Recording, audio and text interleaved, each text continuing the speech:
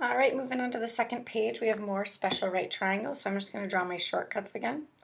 So recall that a 30, 60, 90 is x square root of 3 to get the long leg, and 2x to get the hypotenuse. So in this case, I have the long leg. So this is probably one of the hardest ones. So normally I times by the square root of 3 to get the long leg.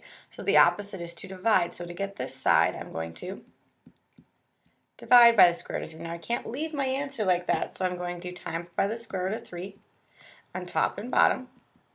So our final answer is 10 square root of 3, and the square root of 3 times square root of 3 cancels to just being 3. So I know y is 10 square root of 3 over 3. And then to get the hypotenuse, I times by 2, and all I do is times this number by 2. So I get 20 square root of 3 over 3. The square root's never going to change, and the denominator of 3 is never going to change. You're just going to times the number in front by 2. Right, now we get to a couple more complex ones, but they're not too much harder. I just have a 45, 45, 90 on top and a 30, 60, 90 on the bottom. So that 45, 45, 90, the sides are equal, so it's 9 and 9. And to get this hypotenuse, remember the shortcut for a 45, 45, 90 is x square root of 2. So I have the legs. To get the hypotenuse, I'm going to times by the square root of 2. So that's 9 square root of 2. Now if you notice, that's the short leg of the 30, 60, 90. So to get the long leg, I'm going to times by the square root of 3. So really I'm going to take that 9 square root of 2, which is my short leg, and times by the square root of 3.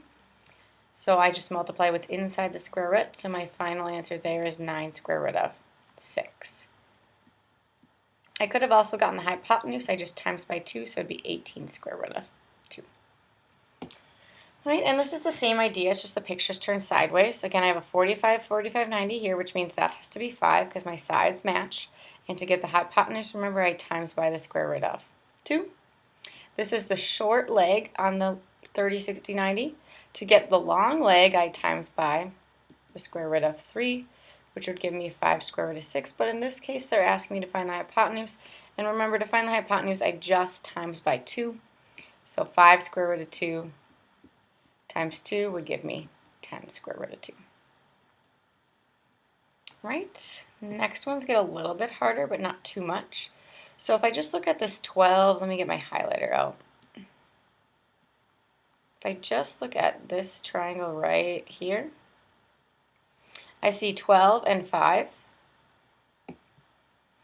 So I'm going to call this C because it's across from the 90, so I'm going to use Pythagorean theorem to find C. So I get 144 plus 25 equals C squared. So C equals 13, and that is one of your Pythagorean triples. Well, this other triangle here, let me get my highlighter out again. This other triangle is a 45, oops, excuse my drawing, is a 45, 45, 90 because of these markings here, the isosceles markings. Okay, so what I know about the sides is that they're both equal. So if that's 13, this is 13. And remember, every time I'm going to draw this shortcut. To get the hypotenuse of a 45, 45, 90, I times by the square root of 2. So I times by the square root of 2. My x in this case is 13. So that hypotenuse length is 13 square root of 2. Okay. H is probably one of the trickiest ones for specials, and you won't have this many specials, guys. It's just giving you all the scenarios to use. So if I solely look at, just let's say this triangle. Let's just look at, oopsie, I can't draw straight today. Let's solely just look at that blue triangle there, if I can draw it straight. I'm just going to color it in since I was so terrible at drawing. Right, so if I look at that blue one, I know the long leg on that 30, 60, 90 is 6. And remember the shortcut is x, 2x to get the hypotenuse, and times by the square root of 3 to get the long leg. Well, if we know the long leg already, we normally times by the square root of 3. So the opposite to get this short leg over here is to divide by the square root of 3. Again, we can't leave our answer like that, so we times by the square root of 3 on top and bottom. So I get 6 square root of 3 over 3. And again, I can divide 6 and 3, so 6 and 3 is 2 square root of 3. So what that means is this side right here, the short leg, is 2 square root of 3. And remember, to get the hypotenuse, I times by 2, so 2 square root of 3 times 2 is just 4 square root of 3. Right. And I could have done the same thing over here. These are actually going to match up because it's the same triangle. So 2 square root of 3, 2 square root of 3, and the 4 square root of 3 and the 4 square root of 3 match. Right, so then it says find the perimeter, so all I'm going to do is take 4 square root of 3 plus 2 square root of 3 plus 2 square root of 3 plus 4 square root of 3 and add that all up. Remember, if the, let me get a different color. Remember, if inside the square roots all match, you just add the numbers in front. So 4, 5, 6, 7, 8, 12, and the square root of 3 stays the same, and that would be the perimeter of that triangle. Right, and then the last one on the second page looks like this, and this is just getting you ready for that tree problem, guys, the fallen tree. It's practicing FOIL, so it's just going to be the standard a squared plus b squared equals c squared, except when I write it out, I end up having to FOIL.